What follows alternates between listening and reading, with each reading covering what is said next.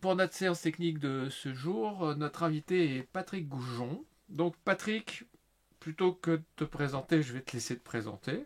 On n'est jamais mieux servi que par soi-même. Et donc on t'écoute. D'accord. Ben, merci de m'accueillir ce soir pour la présentation de mon travail photographique. J'espère que ça va vous plaire. Je vais essayer de condenser 15 ans, seulement 15 ans de pratique, parce que je suis un jeune photographe, en une heure et demie. Et comme vous l'avez lu dans le mail qui vous a été envoyé, euh, je vais parler de passion, je vais parler de belles photos, puis je vais parler de parcours professionnel, ce qui a conduit effectivement de passer du salariat d'un grand groupe à la base de grande distribution au statut de photographe professionnel, puisque ça fait 3 ans que je vis actuellement du métier de photographe professionnel. Voilà, donc toutes les photos que vous allez voir ce soir, en fait, euh, sont classées de manière plus ou moins chronologique, mais en même temps vont avoir à chaque fois une répercussion, un écho, que ça soit vie privée, vie professionnelle. Voilà. Donc, Ok, on peut lancer la présentation. je lance le partage. Hop là, ça arrive, ça arrive. C'est OK, le Partager. son est bon pour tout le monde? Le son est bon, il n'y a pas de problème. Il Bon, faut que je te désépingle. Voilà. Et que je présente l'écran. Voilà. voilà. Et Normalement, toutes les photos sont classées. Voilà. Bon, ça, ouais, c'était là. c'est parfait. Bon, ça, c'est moi. Voilà, vous m'avez reconnu. Je suis même que sur la photo. On peut passer. Donc, comme je vous l'ai mis, là, je vais me présenter brièvement un petit peu la petite fiche curriculum vitae. Les premières photos que j'ai faites, qui datent de 2011-2012, parce qu'à la base, j'ai eu mon premier appareil photo numérique par ma compagne, qui m'a offert l'appareil photo au départ pour la naissance de notre fils. Et puis après, voilà, ça a fait son petit bonhomme de chemin. Une fois qu'on photographie, qu'on ne photographie plus que le bébé et les enfants, euh, photographie un peu plus de nature. Donc la période, on va dire 2013-2014, où j'ai recherché mon style. Ensuite, je l'ai partagé. L'année entre 2015 et 2020, ça a été assez intense. Euh, et ensuite, on va partir sur le côté pro, c'est-à-dire où je vis de mon activité. Voilà, et puis un petit teasing sur ce qui va être 2025, 2026 et 2027. Voilà, on peut passer à la suite. Donc, 48 ans, j'ai 4 enfants, je suis installé en Lorraine depuis une petite dizaine d'années. J'ai vécu plusieurs années dans le sud de la France, du côté de Montpellier, Marseille, Nîmes. Donc c'est pour ça que la plupart de mes images ou des images que vous allez voir ce soir sont entre ces deux régions, tout simplement. Ça fait à peu près 15 ans, j'ai arrondi, on va dire depuis 2011 que je fais réellement de la macro et de la proxy. Donc on va dire voilà 13 ans. Et je me suis mis à mon compte à partir de 2021 où j'ai ouvert ma société dans laquelle en fait mes activités photographiques représentent 90% du chiffre d'affaires de la société. Voilà. Les 10% qui restent, c'est du marketing et de la communication digitale pour les entreprises, puisque l'un de mes anciens métiers, c'est également dans le marketing digital. Et j'ai une branche maintenant, on va dire une activité d'éditeur qui tend à se développer et que je vais développer pour les prochaines années. Voilà. Donc sur la slide suivante, juste pour vous faire le point un petit peu sur le matériel que j'utilise, puisque la macro proxy, ça représente 90% des photos que je peux faire, même si je peux faire un peu d'oiseau, ça reste essentiellement, on va dire, très spécifique à la macro proxy. Donc depuis 2011, mon deuxième boîtier, c'était un plein format 5D Mark II que j'ai toujours. Je suis passé à l'hybride, on va dire, depuis 2018 pour une raison toute simple. En 2018, je cherchais un boîtier qui fasse de la vidéo avec autofocus. Et à l'époque, il n'y avait que Sony qui proposait réellement de faire de la vidéo avec autofocus. Je vous ai pas dit, n'hésitez pas à m'interrompre si vous avez des questions. Hein. Alors, je ne sais pas si moi je le verrai enlever la main, mais enfin, voilà, n'hésitez pas à prendre la parole. Donc, ces deux boîtiers, voilà, des pleins formats. Mes objectifs de prédilection, c'est plutôt des longues focales. Donc ça tourne, on va dire, sur du 150, 180, des fois du 300 mm. J'ai utilisé quelques fois du 100 mm et du 15 mm, mais ça reste anecdotique. Et j'ai une flopée de petits accessoires matériels, parce qu'effectivement, la macro, c'est sujet à beaucoup de petits achats, beaucoup de petits matériels, un petit peu quand on fait du packshot pour de la photo produit. La lampe LED, la petite en bas à droite, c'est une petite torche LED. J'ai développé, on va dire, un style un peu photographique avec de l'éclairage additionnel avec des torches LED depuis à peu près 2015.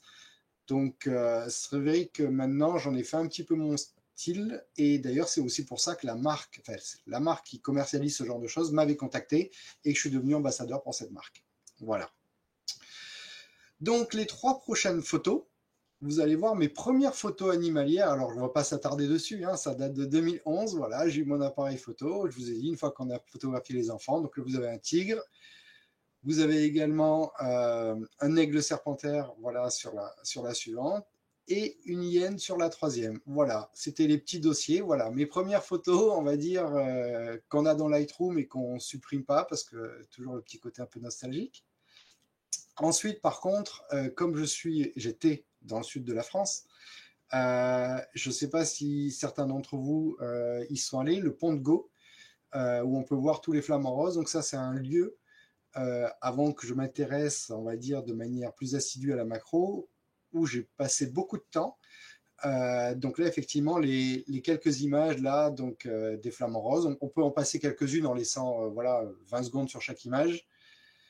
Un parc que j'aime beaucoup, je ne sais pas si certains d'entre vous y sont déjà allés, mais ce parc a la particularité on rentre à une certaine heure, on va dire on peut rentrer à 9 h du matin, mais on peut y rester tout le temps qu'on veut et toute la nuit si on veut. Donc ça permet effectivement d'avoir les bonnes ambiances du soir, des soirs d'été. Donc j'ai passé quand même pas mal de temps avec les flamands. On peut dérouler, hein. Voilà. Alors encore une fois, c'est pas des images sans grande prétention, on va dire, c'est mes premières images qui datent on va dire de 2011, où j'appréhendais également mon boîtier avec les autofocus, où je faisais mes premières armes avec le traitement d'image. Un traitement d'image que je faisais à l'époque sur des PC portables avec des dalles pas forcément très, très simples à étalonner. Donc c'est quand on y revient quelques années plus tard qu'on se dit aïe aïe aïe. Donc voilà, là on voit clairement une sous-exposition. Donc voilà, ça voilà, des mouettes, forcément on est dans le sud de la France, donc là je m'essayais à tout ce qui était, on va dire, prise de vue, on va dire active, et je me suis arrêté assez vite, puisque en fait, les prises de vue rapides, je ne suis pas dans la précipitation, comme on va le voir dans quasiment les 80% des photos qu'on va voir par la suite. Je suis un photographe plutôt posé. J'aime bien prendre mon temps, j'aime bien prendre le temps de composer, j'aime bien le temps d'attendre, et c'est vrai que les photos d'action, de sport ou photos animalières, on va dire, qui nécessitent beaucoup de réactivité, je ne suis pas à l'aise. Donc c'est aussi pour ça, je pense, que je me suis intéressé à tout ce qui était plutôt descriptif dans la macro. Voilà, on peut continuer.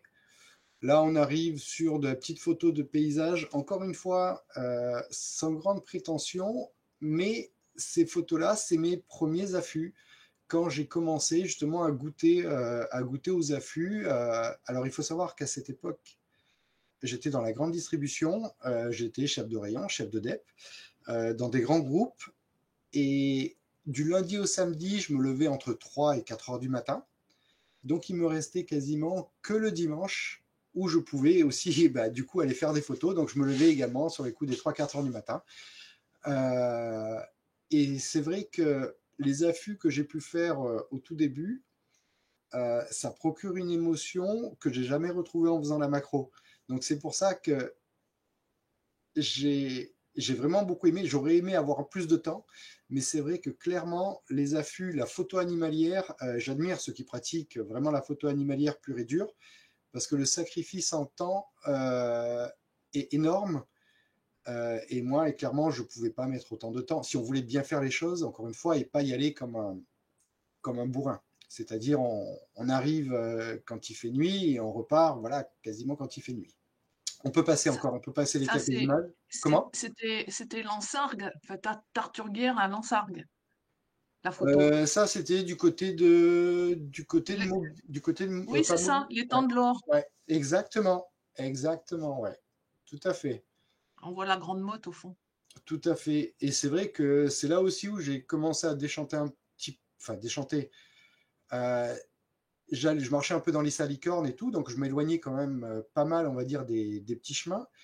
Et j'ai vu des détritus, mais de partout. Et c'est vrai que c'est assez poignant, quoi, de voir qu'on est quand même assez loin du petit chemin qu'on a abandonné, on va dire, il y a une demi-heure, et on retrouve énormément, énormément de détritus, quoi. Donc voilà, voilà, ma petite aigrette, etc. Pour la petite anecdote, alors c'était peut-être aussi des prémices de la macro. Les premiers affûts, j'ai pu les faire assis, mais très vite, j'ai commencé à faire des affûts allongés. Alors ceux qui ont déjà fait des affûts allongés savent combien les cervicales sont quand même mis à rude épreuve. Mais c'est vrai que très vite, j'ai fait des affûts allongés.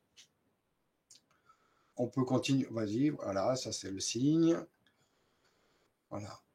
Et puis voilà, maintenant une fois que tous ces, on va dire, ces quelques mois ou quasiment une année, on va dire, d'affût, de prise de vue sont passés, j'ai fait quelques rencontres dans la macro et là j'ai commencé à photographier effectivement toute la petite faune qui était autour de mon domicile, hein. Quand je dis autour de mon domicile, c'est l'ADN même de la macro, c'est-à-dire dans un périmètre de 5 km, on va dire maximum. J'ai photographié tout ce qui se promenait et c'est vrai que le sud pour ça c'est assez royal. Je le vois maintenant par opposition, par contraste en Lorraine. La fenêtre de tir pour photographier dans le sud, elle est quand même énorme.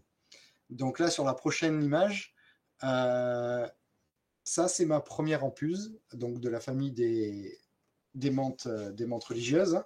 Il y a une dizaine à peu près d'espèces de menthes en France. Alors c'est rien du tout par rapport au nombre d'espèces dans le monde, puisqu'il y en a à peu près 2000-2500. J'ai pas encore photographié les neuves, je dois être à 6 ou 7. Mais ça, voilà, c'était la première fois que j'ai trouvé une ampuse. Et deuxième petite anecdote, effectivement, c'est que j'avais découvert dans un magazine, c'était Images et Nature à l'époque.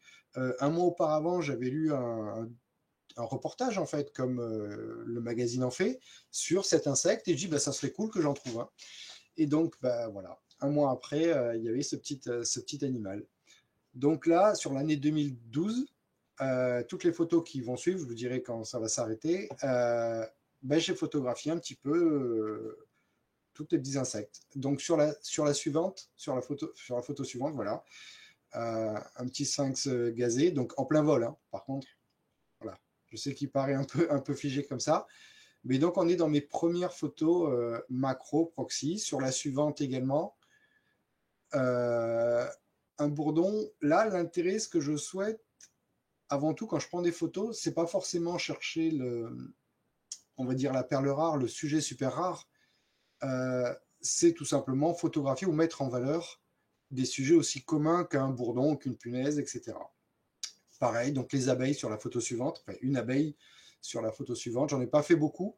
Encore une fois, pour des raisons où j'aime pas me précipiter. Donc là, j'avais calé tout simplement mon boîtier comme je voulais. J'ai plus qu'à attendre le sujet. Donc, hop. Sur les photos suivantes également, voilà, mes premiers petits papillons où j'essaie de jouer j'apprends la profondeur de champ. À l'époque, j'avais pas encore les longues focales qui vont arriver 1 ou 2 ans après. Donc, quoique, en fait, mon premier macro, alors je sais pas si c'est celui-là, c'était un 180 mm. Et c'est vrai que au départ, 180 mm, c'est pas forcément pratique pour apprendre à photographier à main levée. Parce que il faut une vitesse d'obturation assez élevée. Et c'est vrai qu'au début, on a tendance à faire pas mal de flou de bouger. Là, tu étais au Donc 100 ça, donc, mm. comment? Tu étais au 100 mm d'après Lightroom. Là, j'étais au 100 mm, ouais, d'accord. Voilà. Parce que il y a eu le 100 qui n'est pas resté longtemps et le 180 qui est arrivé après et qui n'est pas resté très longtemps. Et effectivement, c'est une année c'est les 2-3 ans, on va dire, 2011, 2012, 2013. j'ai beaucoup acheté de matériel d'occasion. J'ai essayé beaucoup. J'avais besoin de trouver un peu les focales qui me plaisaient. Quand je dis beaucoup, c'est sur les 2, 3 années, peut-être acheté une trentaine d'objectifs à peu près. Acheter et revendre. Et c'est vrai que je suis resté un petit peu aussi dans cette manière de faire avec le marché de l'occasion, en fait, où ça décote très peu. Et si en plus on fait des bonnes affaires, on peut essayer à moindre frais pas mal de matériel, quoi. Après, bien sûr, il ne faut pas tomber sur des mauvaises affaires. Mais c'est vrai qu'à force, on apprend à acheter, on va dire, intelligemment. Sur les suivantes, on a 2 libellules. Alors la première, voilà, encore une fois. Euh, j'ai pas échappé à la règle, comme pour beaucoup de personnes, quand ils s'achètent un objectif macro, on cherche à se rapprocher toujours le plus près possible, être le plus près du rapport 1 pour 1 ou quasiment. Euh, Excuse-moi, oui, tu fais du stacking? non, il y a aucun, rien du tout. D'accord, Du tout. Enfin, en photo nature, j'en fais pas. d'accord, ok. Voilà. Hmm. Et, et c'est vrai que j'avais même fait un article sur mon blog comment faire du focus stacking, mais non, j'en fais pas moi-même. La photo suivante également, où je recherche des ambiances, parce que j'ai bien compris, ou plutôt, ce qui me plaisait, c'est pas forcément que le sujet en lui-même soit une superstar, mais qu'il soit intégré dans un environnement. Donc c'est vrai, ma période où j'ai collé au plus proche des insectes a duré quelques mois, et très vite, je me suis éloigné pour favoriser un maximum les ambiances.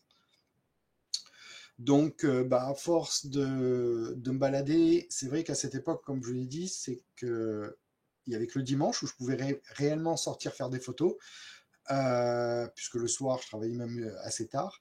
Par contre, on va dire tous les dimanches et la plupart de mes congés, c'était des sorties et des sorties. Et c'est vrai que, à force d'observer, on trouve des coins sympas. Donc, sur la photo suivante, qui a rien d'esthétique, mais on tombe sur des champs comme ça. Alors, ça flash pas tout de suite au premier coup d'œil, mais là, il n'y a pas loin d'une dizaine de macarons, par exemple. J'ai trouvé des coins, effectivement, où le soir, je sais où les macarons se reposent. Donc, par grappe de 10, 20, 30. Alors, il y a des variations d'année en année, mais c'est vrai, et ça dépend également de la végétation, mais c'est vrai que c'est à force de se balader dans certains coins qu'on prend plaisir à revenir et à découvrir de nouveaux endroits. Je dis ça parce que je sais qu'en Lorraine, j'ai pas encore trouvé ce type d'endroit et c'est vrai que ça me manque un peu, quoi.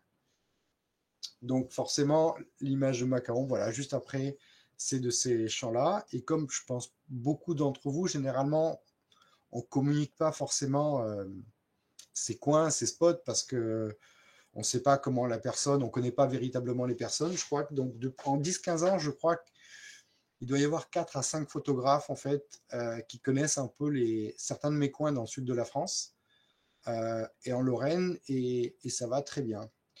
Je pense que beaucoup d'entre vous aussi ont reçu ce genre de messages ou de mails quand on postait certaines photos, juste pas de bonjour, rien du tout, c'est où? Voilà, c'est où? Où est-ce que tu vas? Voilà. Des fois, il y a même pas de marque de politesse, quoi.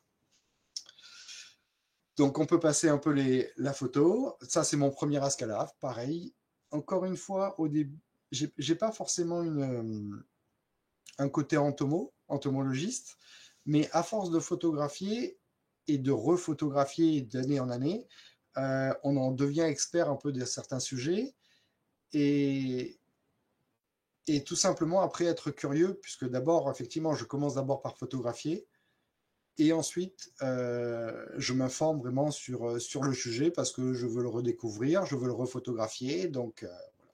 Donc au départ, c'est souvent, on va dire, des opportunités photographiques et ensuite j'affine un petit peu mes recherches. Donc ça, c'est mon premier Ascalaf. Pareil, toujours les petites émotions quand on retrouve de nouveaux sujets plutôt sympathiques. Pareil, les premiers Caloptérix, etc. Sur la photo suivante, on revoit les, les macarons. Également, les coccinelles sur la suivante. Voilà. Ou des mouches. Voilà, encore une fois, je dis, ça a été assez prolifique. Le but, c'est pas que je voulais à tout prix battre des records. C'est que simplement, quand on sort beaucoup, on fait beaucoup de photos. Et je pense que quand on sort beaucoup, quand on teste beaucoup de choses et qu'on itère beaucoup de pratiques, eh ben, on progresse. Donc quand on mixe les sorties et avec sa curiosité à s'informer, ben, on progresse d'autant plus vite. Sur la photo suivante, le premier grand fourmilion.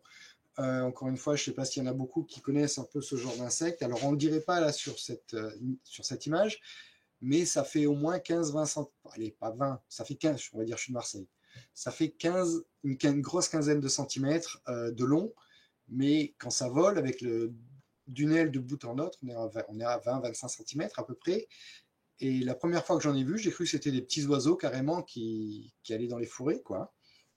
Donc pareil, des grands insectes que j'aime bien. Et c'est vrai que j'aime bien photographier des insectes plutôt imposants. Donc après, la difficulté sur la photo d'après, toujours le fourmilion. Et le problème de cet insecte qui est assez craintif, aussi bien le soir que le matin, mais c'est vrai que le soir, il est même assez craintif, c'est qu'à 3-4 mètres, il s'envole. Et il a la particularité d'aller se ficher au pied des végétaux dans des univers pas franchement esthétiques. Et toute la difficulté des photos de fourmilions que vous pouvez voir de certaines personnes, certains photographes, c'est quand on les prend de manière épurée, c'est assez rare et c'est des opportunités qu'il faut saisir. Voilà. Donc sur la photo suivante, donc la Scalaf. Donc là, on commence à sentir un petit peu, on est toujours sur l'année 2012 à peu près, hein, 2012-2013, où j'essaie toujours d'avoir des teintes, des couleurs qui prédominent. Et je le vois d'ailleurs même en exposition maintenant, quand je classe mes images, alors par thématique, mais par couleur, parce que je souhaite que l'exposition avec mes images soit aussi belle de loin qu'après que chaque image se découvre. Donc j'essaie toujours d'avoir des images avec une couleur qui prédomine. Comme sur la suivante avec un simple papillon, un argus. Voilà, ça fait encore une fois partie de mes premières macros où je commençais à jouer de plus en plus avec le côté un peu minimaliste. Voilà. Donc sur la photo suivante, on retrouve un grand fourmilion, encore une fois. Sur la photo d'après également, un autre fourmilion. Voilà. Ça vole de manière très très maladroite. Alors oui, c'est craintif, ça peut voler dans tous les sens. Je m'en suis pris plusieurs fois dans la tête également, un peu comme les cigales. C'est pour ça que je vous dis, l'abdomen est assez imposant quand même. Voilà. Sur la photo suivante, on va voir un macaron, pareil. Donc, une des raisons pour laquelle je me suis orienté vers la macro-proxy, en plus, on va dire, des compositions qui me plaisent, c'est le fait de photographier le matin et le soir. Il m'est arrivé, les quelques fois où je ne travaillais pas, en fait, de photographier le matin jusqu'à 7h30, 8h, et de rentrer chez moi, de faire ma journée, et ensuite de revenir photographier le soir. Et c'est vrai que de segmenter ces prises de vue comme ça, j'ai pu allier, on va dire, ma passion qui naissait, on va dire, pour la photo nature, sans forcément opposer la passion à sa vie de famille. Donc là, on est encore une fois 2012-2013, et il faut savoir qu'on est encore au début des réseaux, on va dire, les réseaux sociaux ne sont pas encore forcément super bien établis, même si Facebook date de 2007, mais la norme entre 2010 et 2014, on est plutôt sur des forums. Donc, je prends goût au forum, à discuter, à participer, à partager. Donc, c'est vrai qu'en même temps, les forums ont marqué quelques années on va dire, de mes activités photographiques, comme beaucoup d'entre vous, je suppose, Benelux ou chasseur d'images. On peut passer sur les suivantes, voilà. Photo où je cherche. Sur la suivante également, voilà. Là, le but, voilà, c'est jouer avec les mesures spot, c'est-à-dire que tout ce qui est, on va dire, plus clair va être cramé. L'une des premières images un peu d'araignée que j'ai faites, c'est pas des sujets sur la suivante. Encore une fois, c'est pas des sujets qui me fascine plus que ça. C'est pour ça que je recherche des fois tout ce qui est un peu plus symétrique également. Et encore jouer avec des couleurs, une couleur uniforme. Voilà, donc là c'est une petite épère. Vous savez, l'araignée avec la croix sur le dos. Voilà. Mais il faut bien l'avouer qu'il y a un insecte qui commence à marquer un peu plus son territoire dans ma tête et que je vais prendre plaisir à photographier. Et d'ailleurs, mes premiers, on va dire, succès, concours, etc., c'est à partir sur la photo suivante, sur les menthes religieuses. Parce que dans le sud de la France, il y a quand même pas mal de menthes religieuses, il y a pas mal de pelouses calcaires. Et c'est vrai que il y a des coins où ça pullule. Alors, encore une fois, il y a des cycles. Je sais bien, d'année en année, on va dire, il y en a même un peu moins. Mais c'est vrai qu'il y a des coins, par exemple, où je suis obligé de fermer mon sac pour être sûr de ne pas en avoir dans le sac. C'est vraiment, il y en a vraiment beaucoup. La menthe religieuse, on va dire, c'est facile avec la menthe religieuse éventuellement de la déplacer. Et c'est vrai que quand je choisis des fois des coins où il y a des ambiances qui me plaisent, je sais que dans les 3 mètres, il y a une menthe religieuse. Voilà. Et par rapport en Lorraine, par exemple, puisque j'ai fait des menthes religieuses en Lorraine également, la menthe la plus tardive que j'ai photographiée, c'était fin octobre, ce qui est déjà, on va dire, une petite performance. Mais il n'est pas rare dans le sud, s'il n'y a pas eu un petit coup de froid en novembre, d'en avoir jusqu'à mi-décembre. Et c'est vrai qu'à mi-décembre, les femelles, elles ont un abdomen, elles sont pleines à craquer. Et c'est vrai qu'elles captent bien la lumière, ou plutôt on arrive à bien jouer sur les volumes avec les ombres. Donc on va passer les 2 suivantes, voilà. Donc encore une fois, une menthe religieuse, mais c'est la photo d'après également. Des fois je passe un peu plus vite parce que je sais que mine de rien le nombre de diapos que j'ai pris et je voudrais pas qu'on en ait jusqu'à 11 heures. Donc voilà, menthe religieuse. Menthe religieuse également avec libellule sur la suivante. Voilà. Libellule de novembre. On était fin novembre là. Voilà. Sur les suivantes, voilà. Là, on commence à entrer un peu plus dans un style que je vais, on va dire, garder après. C'est encore une fois le côté minimaliste avec des couleurs qui pètent quand même, comme la suivante sur le macaron. Voilà. Pardon, tu as combien en ouverture sur ce genre de photos? Alors là, je crois que c'était au début, je crois que j'avais le 100 mm. Il est possible, à mon avis, j'étais pas au-delà de f4. Mais depuis que j'utilise des 150 et des 180, je suis souvent, on va dire, 5,6, 7,1. Et c'est des 180 macros ou c'est des 180 classiques? 180 macro, ouais. Ah oui, d'accord, ok. Alors, mon combo fétiche, que j'ai depuis 2014 et que maintenant j'ai adopté et que je lâche plus, c'est un 150 mm et je mets un multiplicateur de focale dessus et j'arrive à une focale de 210. Et c'est vrai que la focale de 210, après 2014, c'est cette focale qui va photographier 80% de mes images. Parce que je sais que l'angle de prise de vue d'un 200 mm à peu près, c'est ce que j'ai dans la tête sur des insectes, on va dire, qui font entre 3, 4, 5, 8 cm, en étant à peu près à 1 mètre, 1,20 m du sujet. Donc c'est vrai que, comme je vous l'ai dit, j'ai acheté quand même pas mal de matériel, de focales, d'objectifs, et c'est vrai que j'en suis arrivé à ces 210 mm qui me plaisent complètement, parce que déjà, c'est pas énorme en termes de taille, puisque le 180, ça oblige à porter un sac à dos, puisque c'est assez long. Mais le 150 avec un multiplicateur, on peut garder un fourre-tout si on veut partir léger. D'accord. Parce que j'ai vu que tu avais un Sony Alpha 7 III, si je ne me trompe pas. Ouais, j'ai un Sony que j'ai toujours. Et le problème qu'il y a avec les hybrides, c'est que maintenant, avant, avec des réflexes, on pouvait acheter un multiplicateur et à mettre pas mal d'objectifs dessus. C'était pas trop un problème, sauf si on achetait des multiplicateurs Canon, ok. Mais si on achetait du Kenko, du Sigma, des marques tiers, on pouvait quand même mettre une panoplie assez grande d'objectifs. Et c'est vrai qu'avec les hybrides, maintenant, le multiplicateur qu'on va acheter 400, 600 euros, il va servir à 2-3 objectifs. Et clairement, moi, tout ce qui me contraint, ça m'énerve. Donc c'est pour ça que sur mon Sony A7 III, je mets la bague vers les objectifs réflexes, ensuite je mets mon multiplicateur, et ensuite je mets mon objectif. Je pense que... Oui. Effectivement, mon fils m'a acheté un multiplicateur, mais il ne s'applique que sur un seul objectif. Ah non, mais c'est pour ça, je trouve ça... Enfin, je suis vraiment embêté, et c'est vrai que la macro, je pense, par rapport à une photographie animalière, où on a peut-être besoin d'un autofocus beaucoup plus réactif sur des sujets en mouvement, moi, clairement, l'autofocus, je m'en fous.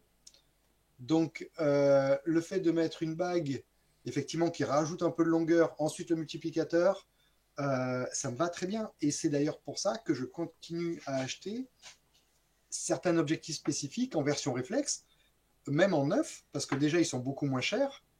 Et j'ai pas besoin des performances autofocus. Je recherche pas une performance dans l'autofocus. Voilà. On va passer on va passer ces images. Voilà, encore une fois le grand fourmillon. On va passer.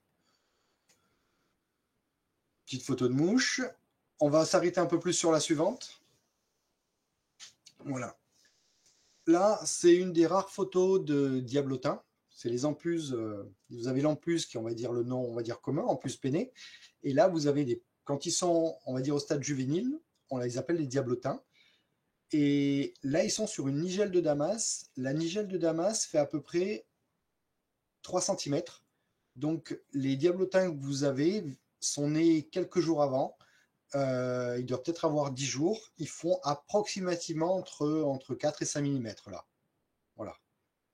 Et si j'ai pu les photographier, c'est bien parce qu'il y en a un qui allait attaquer l'autre et que ça s'est figé que j'ai pu photographier. Sinon, c'est vrai qu'à cet âge-là, ça bouge tout le temps.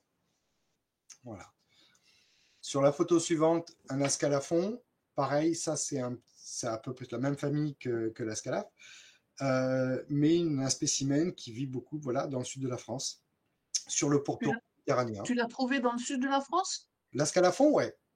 Parce que, ah oui, mais donc du PACA alors, Comment? non? Dans le Languedoc? Occitanie, oui, oui, tout à fait, du côté de Montpellier. D'accord. Du Parce côté, que à Montier, cette année, il y avait quelqu'un qui exposait justement les ascalafons et il disait qu'on les trouvait qu'en Corse. alors, effectivement, alors il y a plusieurs espèces d'ascalafon, il n'y en a pas des masses, hein. Il y en a 2-3, mais effectivement, c'est François et Eddy Rémy qui exposaient à Louz, à Montier. Eux, ils ne prenaient effectivement, c'était une exposition qui était centrée sur cette variété d'espèces, enfin sur cette espèce qui était, on va dire, presque endémique à la Corse. D'accord. Voilà. D'accord, mais on peut le trouver. Moi, je l'ai jamais vu, hein. Mais Alors, c'est pas très grand, hein, ça mesure 3 cm. Et c'est vrai que là, les couleurs ressortent un peu plus. J'en ai une ou deux autres après. Mais la plupart du temps, c'est assez gris. Donc, quand on est dans le sud de la France, où on va dire il a fait bien chaud, c'est assez sec, c'est pas forcément l'animal qui saute aux ouais. yeux, quoi. Mm.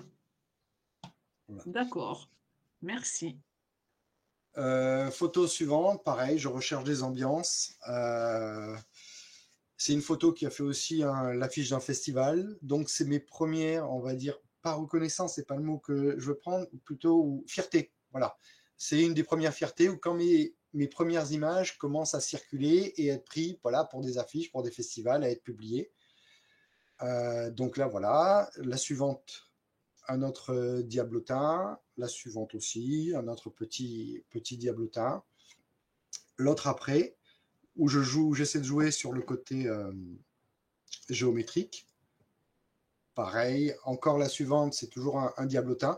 Là, on va dire, c'est cette année 2013-2014. Je suis beaucoup menthe religieuse et diablotin. Même si la suivante, voilà, ça va être une épère. Mais très vite, je reviens, Les, voilà. Oui. les diablotins et les menthes, tu les manipules pour les mettre sur le support que tu veux ou bien Alors, tu... pas toujours, mais oui, ça m'arrive régulièrement. Oui, oui, oui, ça m'arrive régulièrement. C'est pour ça que je dis, enfin, parce que je fais des conférences là-dessus, il faut savoir comment on place le curseur au niveau de l'éthique. Quand je recherche des ambiances, encore une fois, je vais dans des coins où je sais qu'ils sont là, il n'y a pas de souci. et en ombre. Donc, je reviens souvent au même endroit pour voir comment les lumières vont taper sur certains feuillages, l'ambiance, etc. Et quand je suis OK sur une ambiance, là, je vais regarder autour s'il n'y a pas un diablotin ou une menthe religieuse pour faire la photo.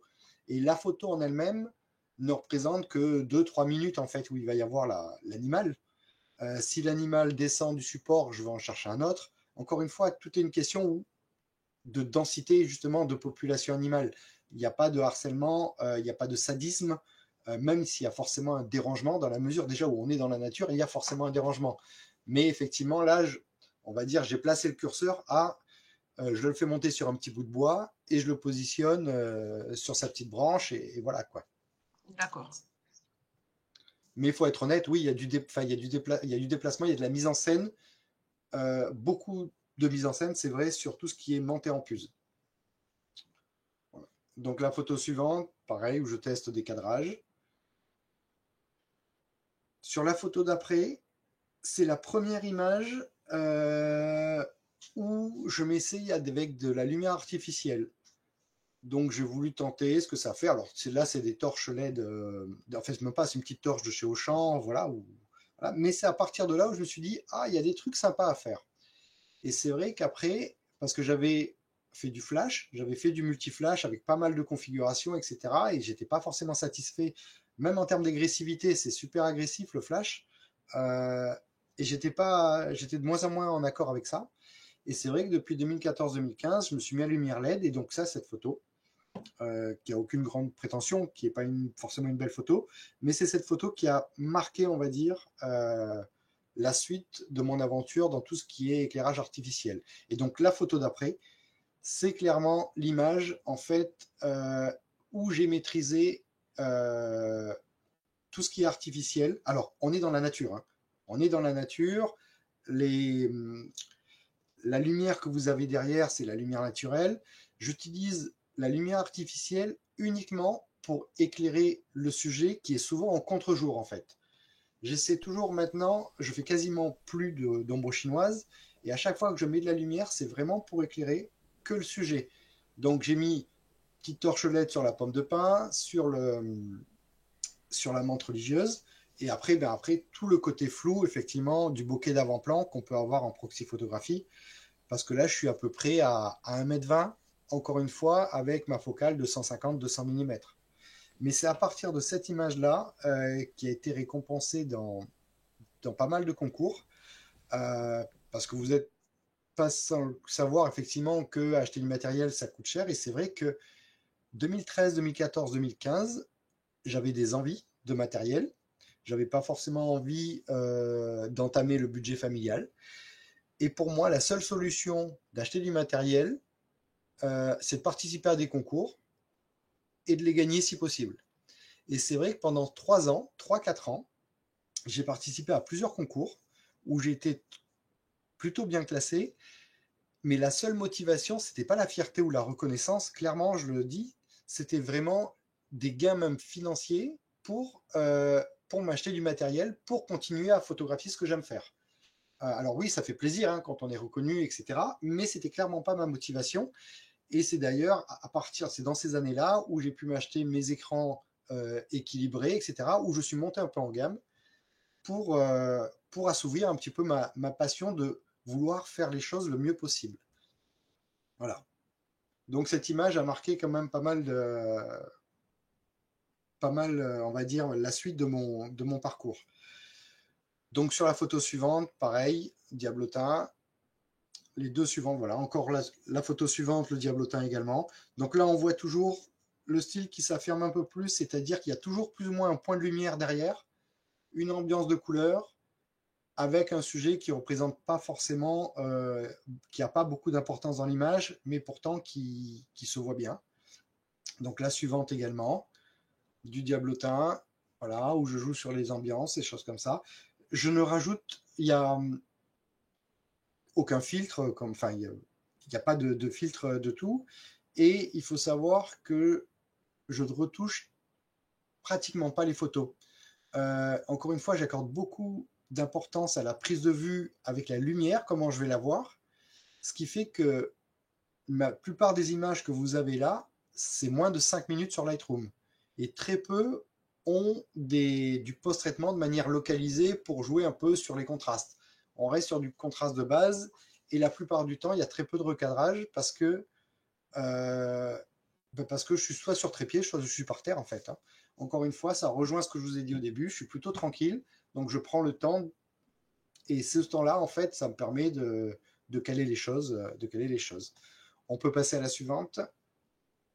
Pareil, toujours du diablotin. Quand on commence à avoir un sujet qu'on aime bien, généralement, la photo suivante également, des diablotins. Ah non, on y revient en arrière là, ouais. Voilà. Sur la photo suivante, on va passer également sur une autre, voilà, sur une tarente, voilà.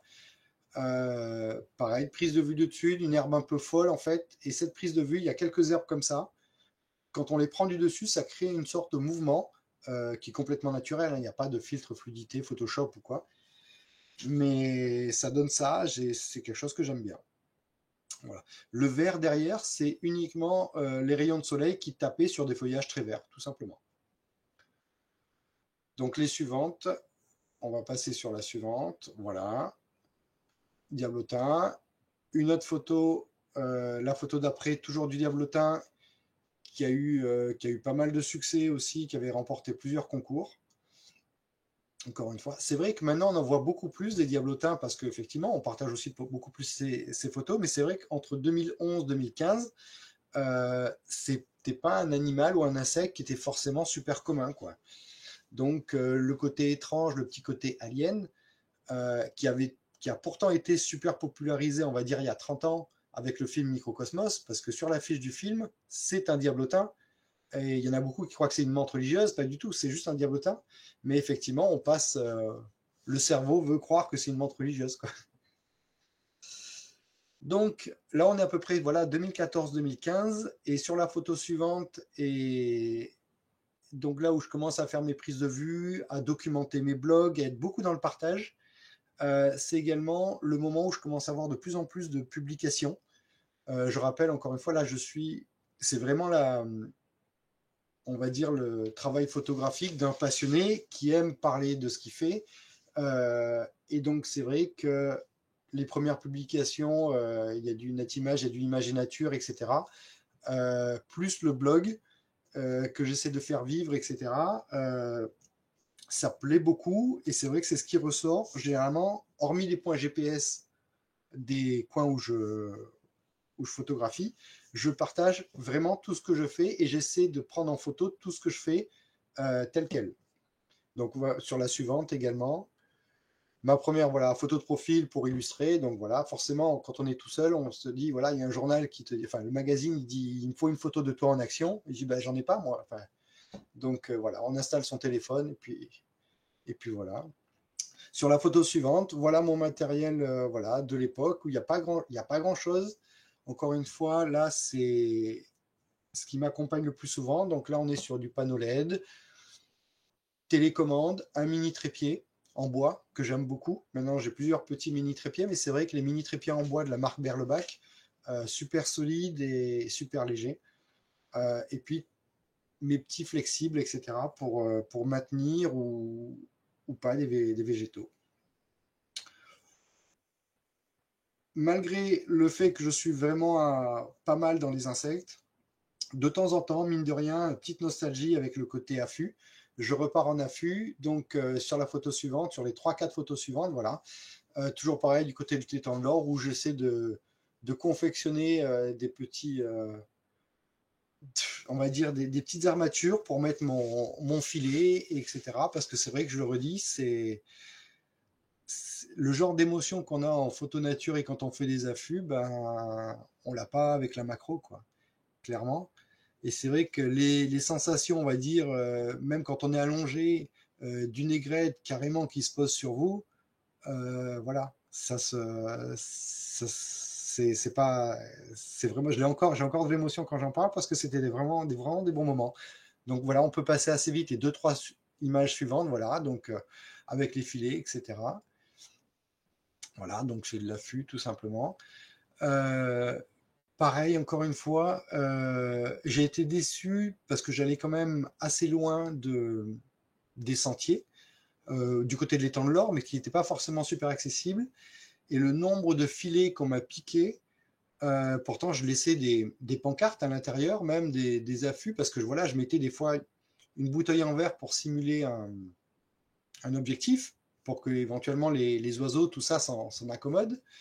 Le nombre de filets qui ont été soit saccagés, soit piqués, ça m'avait fortement déçu. Donc je comprends également ceux qui mettent des pièges photos qui sont autrement plus onéreux quand ils se les font piquer sans arrêt, qui râlent comme il faut, quoi. Donc voilà, toujours en Lorraine. Donc les photos suivantes, j'arrive sur ma période rainette, petite rainette méridionale. Donc voilà, je passe sur du batracien. Donc on peut passer un peu plus vite de celle-là. Voilà. On va passer d'ailleurs un peu plus vite parce que sinon je pense qu'on arrive. Pareil, sur les batraciens, c'est toi qui les mets en scène ou Non, pas du tout. Là, vraiment, on va dire enfin, ça se résume, je crois, vraiment aux ampus et aux mantes, hein. Le reste, c'est de l'opportunité photographique. Oui, je comprends parce que j'en ai photographié aussi. Voilà. Voilà. Et c'est vrai que les rainettes, plus c'est petit, plus ça saute, hein. Alors les plus âgées, elles sont plutôt placides, elles bougent pas. Mais c'est vrai que là, par exemple, voilà, celle-là, elle était à plus de 2 mètres du sol. Donc pareil, donc rechercher les petites rainettes. Donc non, là, c'est vraiment voilà, les opportunités photographiques. La photo suivante, c'est une photo que je voulais faire aussi. Celle-là, il y a un peu plus de post-traitement parce que je recherchais vraiment le ton sur ton. J'avais dans l'idée de faire de la rainette ton sur ton. Et la problématique, quand j'avais pris la photo au début, c'est qu'effectivement, c'était tellement de ton sur ton qu'elle se voyait quasiment pas. Or, je voulais quand même qu'on fasse pas que la deviner. Donc, c'est pour ça que voilà, elle m'a demandé un peu plus de post-traitement pour travailler un peu sur les hautes lumières.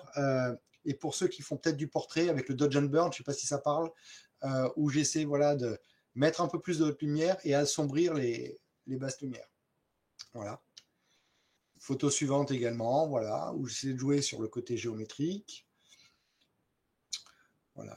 Et là, j'ai vraiment vu des cycles sur les rainettes où d'une année sur l'autre, il peut y en avoir des centaines. Et l'année d'après, je vais galérer à en trouver 20, quoi. C'est un truc de fou. Pourtant, sur les mêmes périodes, les mêmes lieux. Après, indépendamment du cycle, également, j'ai été frappé par, malgré qu'on soit des fois dans des réserves, par les municipalités qui balancent du démoustiqueur sans arrêt. Donc à la fin, il n'y a plus de rainettes, il n'y a plus d'oiseaux, il n'y a plus d'insectes, il n'y a plus rien. Dans des réserves qui, avant, où il y avait vraiment plein de choses, plein de vie, il n'y a vraiment plus rien. La photo. Je ne sais pas si Oui. tu allais sur l'étang de l'Or, Tartuguière, à Lansargues. C'était un endroit où avant il y avait énormément d'oiseaux. Moi, j'allais faire les photos en hiver. C'était vraiment une réserve là. Il y avait beaucoup de monde. Et maintenant, c'est triste. Il y a plus beaucoup. Ah ben non, même, alors pour ceux qui connaissent peut-être même Dominique Migliani qui est de ce côté là-bas, Oui, oui. lui-même le dit, il a fait des affûts, tout ça, où vraiment il s'est retrouvé bredouille énormément de fois, alors qu'au début il y en avait beaucoup plus, quoi. Mais enfin bon, c'était moi quand j'y allais au début, ça devait être autour de 2010 à peu près. Mais c'était une mine d'or, hein. Il y avait beaucoup d'oiseaux hivernants et maintenant c'est devenu triste. Ah Il y ben en a- complètement. Ah mais c'est ça, hein, clairement. C'est triste, je crois que c'est le mot, oui. La photo d'après, voilà. Et sur celle-là, donc, la magicienne dentelée, la seule, oui, je crois que c'est la seule sauterelle de France qui est protégée. Donc là, elle fait quasiment 20 cm de long. C'est une sauterelle qui est nocturne. Je la vois plutôt vers les 20-21 heures. Elle est vraiment pas très répandue. Je crois que j'en ai vu en une dizaine d'années. J'ai dû en voir une dizaine. C'est assez énorme. Sur la photo d'après, on voit bien la tête. Ça broie carrément les criquets, les grillons. C'est un peu un insecte à part, quoi. Sa localisation, c'est le sud de la France toujours? Là, on est autour de Montpellier, ouais. D'accord. Ouais. Alors, je te demanderai de passer à la photo suivante, mais encore après. Tu en passes 2 fois. encore après, voilà. Donc pour faire cette photo, vous savez, je vous ai montré tout à l'heure sur la photo les flexibles. Ça, c'est une image que j'aurais jamais pu faire si j'avais pas de trépied et de flexible parce qu'il y avait beaucoup de vent. La graminée s'agitait énormément avec cet ascalaphe.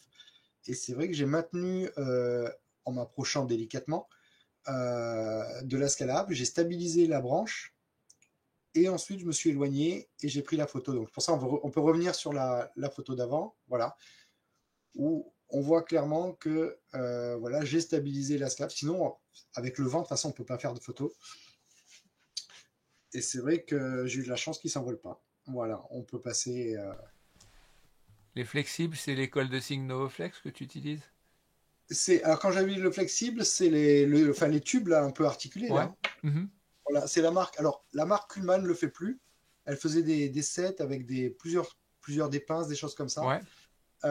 Alors, c'est moins solide que des Manfrotto qui le font. Mais c'est vrai que les Manfrotto, généralement, c'est plus fait pour du studio, une utilisation studio. Donc, c'est très lourd. Là, c'est vrai que c'était un bon compromis entre léger, assez endurant, parce que elles ont pris la flotte, la boue, etc. Et je les ai encore, quoi. Ouais, les Novoflex sont très bien aussi. Moi, c'est ce que Oui, les j'utilise et Novoflex, c'est voilà. inusable. Ouais, tout à fait. Et c'est vrai que ça m'a pas mal servi. Donc pareil sur la photo d'après, voilà, voilà. Voilà. Tout est après une question d'approche, quoi. Voilà. Donc voilà. Sur la photo, sur les deux photos qui vont suivre, là on passe sur l'escalafon. Voilà. Donc encore une fois, l'escalafon dans le midi en fin de journée. Je crois que par rapport au Corse, l'escalafon Corse, il a un abdomen qui est beaucoup plus bombé. On avait regardé un petit peu. Alors, il y a peut-être d'autres, je ne suis pas expert de l'escalafon, mais sur toutes les photos que Eddy et François Régnier exposaient, l'abdomen était un peu plus imposant sur les siens. Oui, c'est possible, oui. Il était plus rond. Là, voilà. Donc ça, c'est une image que j'ai... Alors, encore une fois, voilà, c'est pas déplacé, hein, surtout pas avec l'escalafon, mais j'ai voulu vraiment faire venir la lumière d'en haut, et c'est sur l'image d'après où on voit que j'ai vraiment positionné, on va dire, ma torche LED, voilà, où j'ai vraiment essayé d'assombrir le bas pour faire vraiment ce qu'on appelle éteindre un peu le soleil, quoi. C'est-à-dire que ma lumière était prioritaire. Voilà. Encore une fois, comme je suis sur trépied, que l'animal ne bouge pas, je peux très bien avoir des vitesses très lentes, puisque j'ai souvent un retardateur, une télécommande.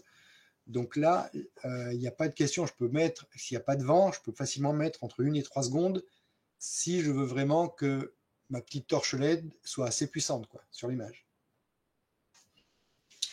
Un escalafon sur la suivante également. Voilà, petit escalafon. Voilà. Mais c'est bien que François et Jérémy aient fait une expo sur l'escalafon, parce qu'encore une fois, c'est un petit insecte qui est vraiment pas très connu et qui sort un peu des insectes, on va dire, qui prennent la vedette, tels que la menthe ou l'empusse, quoi. Donc, sur les suivantes, on revient sur les menthes religieuses. Voilà. La suivante également, que j'aime beaucoup parce que je voulais la prendre un peu comme un portrait. Cette image, la suivante également, qui m'a plu, pareil, où je recharge les ambiances.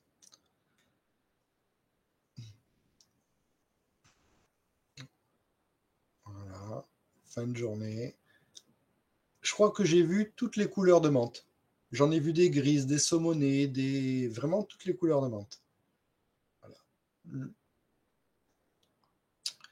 Voilà, la suivante également.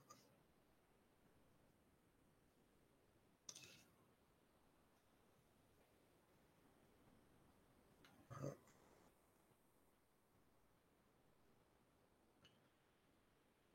Le matériel au total, ça pèse combien? Alors, quand je suis en configuration légère, c'est-à-dire un petit trépied, un trépied normal, et puis les flexibles et tout, non, je dois avoir 5 kilos, 5-6 kilos. Après, quand je sais que je vais m'installer avec pas mal de petits éclairages, je peux monter jusqu'à 20-25 kilos. Mais généralement, quand j'en prends autant, c'est parce que je repère les animaux le soir et je reviens le lendemain matin pour m'installer. Donc en fait, c'est pas quelque chose, je vais pas marcher avec. Je sais directement où je vais. J'ai fait un petit point de chute, j'ai marqué le sol avec des petites branches, un petit tas de pierres pour dire que c'est là que je dois me poser, que je suis à peu près à 1 mètre de l'animal, à droite, à gauche, etc. Donc voilà, je peux avoir pas mal de matos, mais quand je mets du matos, c'est parce que je bouge pas en fait. Je reste sur place. Voilà. Ouais, l'ampuse. Voilà.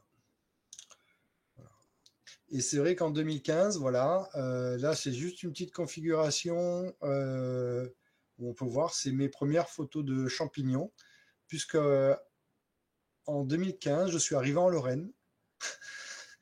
Et donc, ben, là, il doit être quoi? On est en octobre, septembre, octobre. Donc, je commence à faire un peu de champignons. Donc, sur la photo suivante, voilà, petits champignons. Mais c'est vrai que j'ai du mal. C'est comme pour les fleurs. Vous avez vu, jusqu'à présent, je ne vous ai pas montré de fleurs. J'ai toujours l'impression qu'il manque quelque chose. Enfin, il manque une vie. Alors, même si je sais que c'est vivant, hein, une fleur ou champignon, mais c'est vrai que j'ai du mal. Et c'est vrai que je partage rarement des photos de fleurs ou de champignons. Donc là, il y a celle-là. Il y a la photo suivante, qui est également là. Voilà. Faut y J'ai mettre un essayé de faire insecte dessus. exactement, exactement. Ben, des fois, j'attends l'insecte, en fait, hein, clairement. Mais ouais, je trouve qu'il manque un truc. En fait, dans mes photos, je trouve qu'il manque un truc. Et donc, là, je suis revenu en Lorraine, mais je fais quand même pas mal d'allers-retours entre le sud de la France parce que j'ai des activités encore professionnelles dans le sud de la France. Donc, je fais quand même pas mal d'allers-retours. Et lors de mes nombreux allers-retours, euh, je suis arrivé à un moment où il a neigé, en 2015-2016, il a neigé. Et c'est vrai que j'ai annulé mes rendez-vous professionnels cette journée-là. Il a neigé qu'une seule journée. Et j'ai filé au Pango. Et les images que vous allez voir, donc, c'est les flamants roses sous la neige. J'ai mis une dizaine d'images de cette journée-là, un petit peu. Euh, alors, j'avais un 17-28, je crois, et j'avais mon 150 mm macro. Donc voilà les deux focales qui ont été utilisées pour faire les 10 images voilà, que vous allez voir. Quoi. Voilà. On était donc de suite j'ai filé au Pont de Go et on était 3 photographes à avoir été autorisés à entrer dans le parc cette journée-là. Je me souviens plus le troisième, mais il y en a un que vous devez connaître, c'est Thierry Thierry. Vaison. Voilà. Ben, quand il a fait ses images de flamands, en fait, on était ensemble. D'accord. Voilà. Alors, en plus, normalement, il devait faire beau cette journée-là, enfin cette journée-là, pendant ce séjour-là, puisque au départ, j'avais qu'un t-shirt et je suis parti à Decathlon m'acheter un pull pour me retrouver sous la neige, quoi. Voilà. Troisième, c'était une fille, non? Comment ça? Je sais Euh, plus, j'arrive plus. Non, non, non, C'était pas c'était un gars. Cécile Domas? Non, non, non, c'était un gars. C'était un gars. Alors, on s'est réunis 2, 3 fois dans la journée, un moment pour se réchauffer un peu les mains, sous le sorte de Porsche, là. Enfin, la buvette, bien sûr, la buvette était fermée. Et d'ailleurs, il y a eu énormément de dégâts au Pont de Go. Les chutes de neige avaient causé pas mal de dégâts sur les installations. Et le parc a été fermé pendant 3, 4 jours après. Voilà. Donc voilà, je voulais saisir le contraste du rose, du blanc, parce que c'est quand même pas souvent. Et c'est vrai que depuis cette journée de 2015-2016, je me souviens pas qu'il y ait vraiment eu de la neige qui a tenu dans le sud de la France. Avant, il neigeait à peu près tous les 5, 6 ans, mais là, ça va bien faire pas loin d'une dizaine d'années, effectivement, que ça tient pas. C'était en février, non? Ouais, exactement. Ouais, ouais, il était tombé 20 centimètres de neige en une journée. Et dans la journée, enfin, ça a pas vraiment fondu parce que chez moi, le lendemain matin, quand je me suis levée, il y avait toujours les 20 centimètres, mais quand on mettait le pied dedans, c'était de l'eau. Voilà. Et c'est vrai que non, c'était une belle journée. Et encore une fois, on ne le dirait pas, mais toutes les photos que vous voyez là ont été prises quasiment allongées. Elles sont très belles. Après, voilà, le tableau était là aussi, quoi. Mais ouais, voilà. Voilà, voilà, je crois que c'est la dernière. Mhm. Voilà. Donc sur la suivante, euh, Là, on arrive dans la période où où j'ai intitulé ça, je crois, sur le sommaire un peu du partage, où j'ai pas des contrats, mais on va dire où j'ai des marques type Sigma, l'Iowa, etc., euh, qui sont un peu venus vers moi pour parler de mon travail. Donc j'étais super content au sein de la photo. Donc j'ai commencé à faire des conférences autour de la macro et de la proxy. Tous les ans maintenant, quasiment depuis 2015. Je vais au salon de la photo, sur le stand des marques, pour soit parler de certains matériels, soit pour parler de certaines pratiques. Alors, je peux mettre en scène des petits éléments. Généralement, ça plaît pas mal. Et c'est vrai qu'il n'y a pas vraiment de contrat, mais c'est une relation que j'aime beaucoup. Et puis, comme les équipes ne changent pas des marques, je prends plaisir à retrouver, on va dire, le staff. Et c'est quand même appréciable, encore une fois, quand on est passionné et quand on aime la photo, des fois de demander du matériel et d'avoir du prêt de matériel. Donc vous savez, un peu l'impression d'être à Noël, des fois, quand il y a une valise qui arrive par la poste, et puis avec des tas de petits objectifs, etc. Et ça, c'est quand même assez jouissif, quoi. Donc effectivement, moi qui aime bien tester pas mal de choses, c'est vrai que j'aime beaucoup. Et il y a certains photographes qui n'achètent quasiment même plus d'objectifs parce que c'est que des prêts. C'est que des prêts, quoi. Voilà. Donc ça, c'est le début de mes aventures conférences. Donc là, par contre, il faut que je conjugue ma vie pro parce que je suis toujours en train de travailler un petit peu. Donc, ben, faut poser des jours, etc. pour ce genre d'événement, quoi. Je prévois pas du tout de faire encore d'exposition parce que, encore une fois, c'est pas compatible avec mon planning complètement et mes obligations familiales. Voilà, on peut passer. Donc voilà, ça c'était le 180 Sigma quand il est sorti, voilà, en test. J'avais même fait un article sur le blog, etc. Pareil, test de matériel, etc. Voilà, avec une orchidée. Voilà. La photo suivante, voilà. Vous allez voir là, voilà. La seule photo de fleurs de la présentation, voilà, c'est celle-là. Après, on revient sur de la rainette. On revient encore une fois, toujours rainette, mais voilà sur ce qui a permis de photographier la rainette avec le diffuseur. Là, il doit être quand même quasiment 11 heures 11 heures. Donc là, c'est vrai que c'est rare quand je fais de la photo par cette chaleur en plus. Voilà. Donc là, on est du côté de, pour ceux qui connaissent, hein, du côté de l'Ad, du côté du Méjean. Voilà. Vas-y, tu peux passer un petit peu, voilà, les petits sentiers, etc., que j'ai arpenté beaucoup de fois. Beaucoup de fois. Vas-y, voilà, la maison de la nature. Un, es un espace où il y avait pas mal de choses et aussi, pareil, où c'est devenu triste, où c'est devenu très triste. Maintenant, je crois qu'il n'y a plus que des cigognes de temps en temps. Voilà. Petite rainette. La rainette aussi. Voilà. Pareil. Ça, j'avais encore mon trépied Manfrotto qui se tordait un peu dans tous les sens et ce qui n'était pas pratique, qui était super lourd. Et c'est vrai que depuis que j'ai investi maintenant dans un trépied, on va dire, où la colonne centrale s'enlève, c'est quand même vachement plus simple, quoi. Voilà. Là, cette photo, quand je suis parti faire cette photo, donc la punaise n'a pas été déplacée, j'avais une idée en tête, en fait, quand je suis parti, c'était de vouloir mettre en valeur un sujet qui était assez commun, mais essayer de le rendre esthétique ou dans un environnement esthétique. Et au final, je suis rentré de la journée avec cette photo, et c'est vrai que cette photo me plaît, malgré que une punaise, c'est pas forcément super noble. Ça n'a pas un côté esthétique, on va dire, qui rassemble les foules. J'aime bien cette image. Le macaron de la suivante. Voilà. On va passer un peu plus vite sur les photos qui arrivent.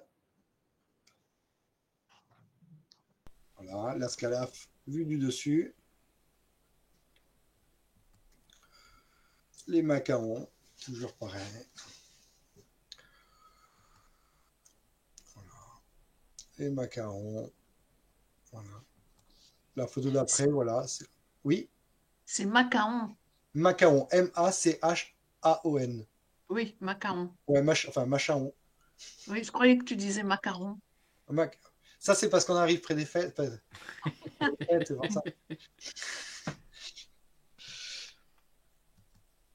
Voilà. Le scorpion occitan. Pareil. Au moment où j'ai fait la découverte du scorpion.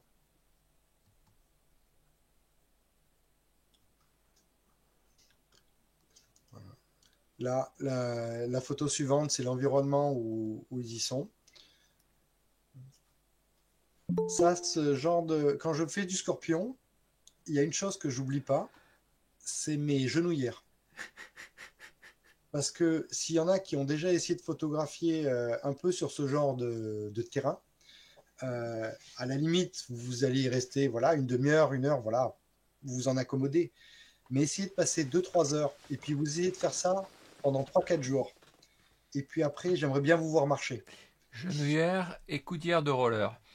Voilà, voilà, ça fait mal. Quand on oublie l'un de ces accessoires, ça fait très mal. Voilà. Voilà, la scalaf.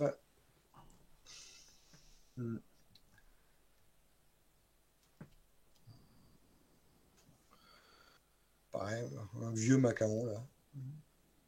Pareil, c'est de jouer beaucoup sur la lumière. Ma magicienne. Une autre photo de la magicienne juste après. Sur la photo d'après, on a le setup en fait qui a réalisé cette image.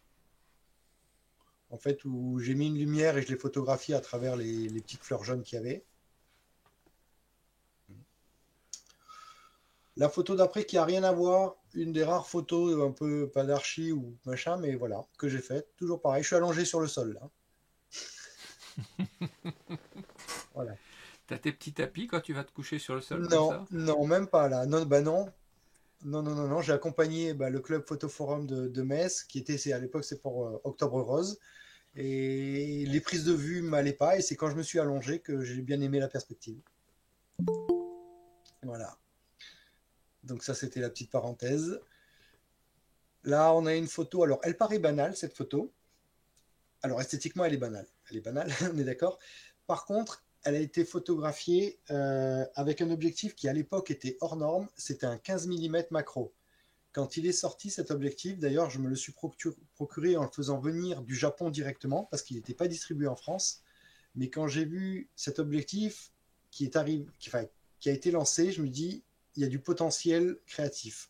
C'est un 15 mm macro. Pour avoir la fonction macro, on va dire le rapport macro, on est à 5 mm de la lentille frontale. En fait, le sujet est quasiment collé à la lentille frontale.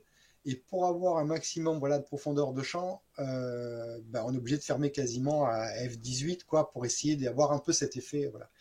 Alors, quand on n'arrive pas bien à maîtriser, là, la photo elle est banale, je le redis, mais quand on n'arrive pas à maîtriser, même comme là, une photo avec ce genre d'objectif, on a l'impression que c'est une photo qu'on a fait au smartphone.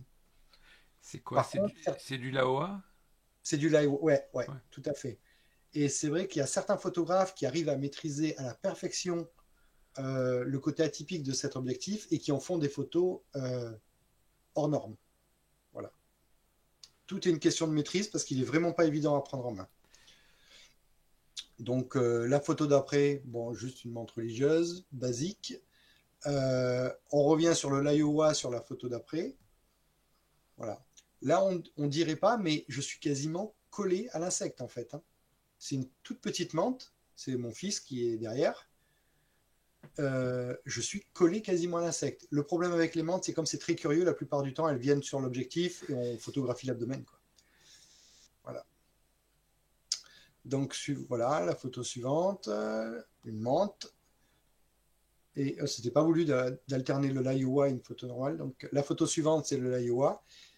Mais là, on commence à voir un petit peu les possibilités de ce genre d'objectif où on arrive à avoir une profondeur de champ, mine de rien, où on rentre un peu dans l'image.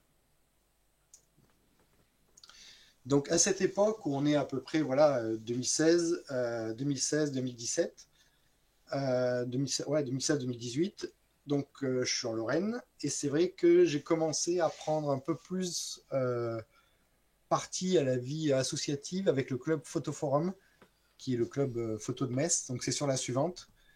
Euh, où j'ai animé pendant 3 ans, en fait, tous les mois, les rendez-vous photo nature, où une fois par mois, c'était pas des cours, mais c'était plus des réunions, des rencontres, ou là, comme ça, avec des fois avec des petits ateliers, où pendant 3 ans, voilà, j'ai animé ces petites rencontres, ces petites rencontres nature. Voilà. Donc c'est bien sympathique. Et c'est également à cette période où j'ai été contacté par la plateforme Ampara. Je ne sais pas s'il y en a beaucoup qui connaissent Ampara. Généralement, on connaît plus Studio Gemini, je trouve à tort. La plateforme Ampara, en fait, c'est une plateforme, on va dire, de e-learning photo avec on va dire, des animateurs ou des formateurs, des professionnels qui parlent de leur discipline, mais plus dans un sens pour se professionnaliser, soit pour en vivre ou vraiment pour se professionnaliser. Et c'est vrai qu'en para, quand ils sont venus me voir déjà, je leur ai dit, mais moi je suis amateur, etc. Et ils me disent, non, non, on aime bien le côté partage, donc on aimerait réaliser une formation. Et c'est vrai que la particularité d'Ampara, en fait, la formation, alors, je ne fais pas de la pub pour ma formation, hein, c'est juste pour vous expliquer un peu les caractéristiques. C'est qu'ils font des lives pendant 1 ou 2 ou 3 jours qui sont accessibles gratuitement. Donc, j'ai parlé pendant 2-3 jours, voilà, de la macro. Ce cours, après, il est segmenté en parties et il est vendu, mais au départ, il a été diffusé gratuitement. Et il y a également, en amont, quelques mois auparavant, une équipe de vidéastes qui m'a suivi sur le terrain, sur du scorpion, sur de la rainette, etc., sur des domaines assez précis. Et justement, c'est ces reportages de 5, 10, 15 minutes, en fait, vont entrecouper la formation. Et j'ai bien aimé le mix, on va dire, discours un peu monologue qu'on peut faire devant une caméra, et également la partie reportage. Et c'est également là, mine de rien, où ça m'a un peu dépassé parce qu'il y avait quasiment des fois 600 personnes connectées en même temps. Donc ça a été une bonne première, on va dire, expérience dans la formation. Voilà. Donc c'est pour ça que sur les photos d'après, voilà, c'est la partie. Voilà. Alors là, j'étais plus ou moins, c'était les premiers jours, hein, les 2 premiers jours. Il faut savoir que j'avais un peu plus de cernes, on va dire, au bout des 8-10 jours. Parce qu'il faut savoir qu'on se levait vers 4h30, 4h30, 5h. À 5h30, on était sur le terrain pour préparer les prises de vue. On rentrait vers 9h à peu près. Il y avait tout le dérochage, le backup, etc. Les gars, ils allaient se reposer. Moi, je partais vérifier les autres coins qu'on allait faire à partir de 18h. Et ensuite, de 19 jusqu'à 23h, on était en train de filmer et prendre des photos. Et ensuite, 11h, minuit, 1h du matin, les backups, etc. Et ça a été ça pendant 10 jours. Ça a été un peu trop macro, clairement. Là, il y avait vraiment de l'overdose à la fin. Et le problème qu'il y avait, c'est que mine de rien, c'est que avec la nature, on ne peut pas être sûr d'un résultat. Et là, quelque part, il fallait qu'en 10 jours, je monte des sujets très variés et il fallait trouver les sujets. Donc, il y avait une grosse préparation en amont. Et puis après, on ne contrôle pas quand il y a du vent, quand il y a de la pluie, etc. D'ailleurs, même au départ, ils m'ont dit, eux, ils avaient un planning de formation et ils m'ont dit, écoute, de telle date à telle date, on vient filmer. Et je dis, attendez les gars, et je dis quoi, je donne rendez-vous aux insectes, etc. Et je dis, les périodes, elles sont pas bonnes, etc. Il faut décaler votre planning, les gars, ça peut pas. Et donc, je dis, ah merde, on n'y a pas pensé. Donc voilà. Donc voilà, c'était une petite aventure dans le côté macro, donc on peut passer un peu. C'est toute la problématique du professionnel qui a une obligation de résultat, entre guillemets. Voilà. Mais je crois qu'en plus, c'est vrai qu'à un moment, il me dit, ouais, en février, c'est bon, on a 10 jours en février où on peut venir. Je fais, mais non. Et après, il me dit, bon, d'accord, mi-juillet. Je dis, non. Enfin voilà, c'était effectivement, il a fallu se caler la date, quoi. Et ça, ils n'y avaient pas pensé. Donc voilà, donc alors là, pareil, quand on marche, alors là, on dirait pas, mais moi, j'avais à peu près 30 kilos, et eux, voilà, ils devaient à chaque fois monter les perches, etc. J'avais un micro, c'était assez lourd au niveau réglage, configuration. Donc là, les photos qui vont suivre, c'est quelques photos que j'ai prises justement pendant ces 8-10 jours, où j'ai illustré, voilà, le grand fourmilion, le macaron sur la suivante, l'ampuse, le, le scorpion, les petites rainettes. Voilà. Et il faut savoir qu'en plus, l'année où ils sont venus, il y avait tellement de rainettes à un moment que je leur ai dit de filmer loin, parce que s'ils marchaient là où je marchais, ça aurait été un carnage, ils auraient écrasé des dizaines et des dizaines de rainettes, tellement il y en avait. Ça sautait de partout. Mais quand je dis ça sautait, il y en avait partout, il y en avait vraiment partout. Donc voilà, la photo d'après, pareil, ils installent, etc. Voilà.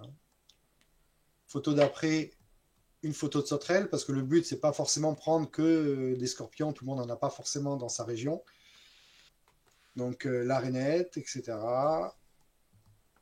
Prise de, voilà, la petite rainette. Contre-jour.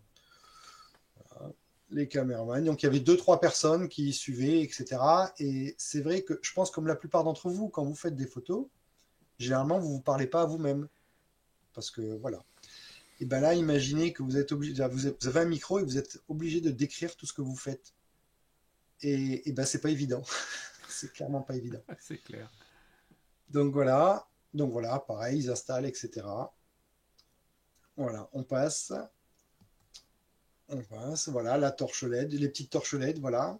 Une marque sur laquelle je suis devenu ambassadeur parce qu'à la base, ces petites torches LED sont faites pour éclairer quand on fait des interviews vidéo, donc pour éclairer l'interviewé, ou alors en 2017-2018, quand il y a eu l'essor, la popularisation un peu des drones, ça permettait de faire voler les drones de nuit et de filmer. Et en macro, j'ai trouvé ça génial et c'est vrai que j'ai fait plusieurs photos et la marque m'a contacté après du coup pour faire des conférences là-dessus. C'est quoi comme marque?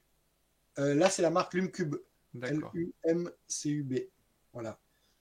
Les prix ont un peu baissé parce qu'au départ, ils nous prenaient vraiment pour des Américains quand même. Donc voilà. Donc là, toutes les images, voilà, où j'ai rajouté un petit peu de la lumière LED, où j'essaie d'être plus ou moins subtil. Donc vas-y, tu peux passer. Voilà, ça c'en est une. Et la suivante.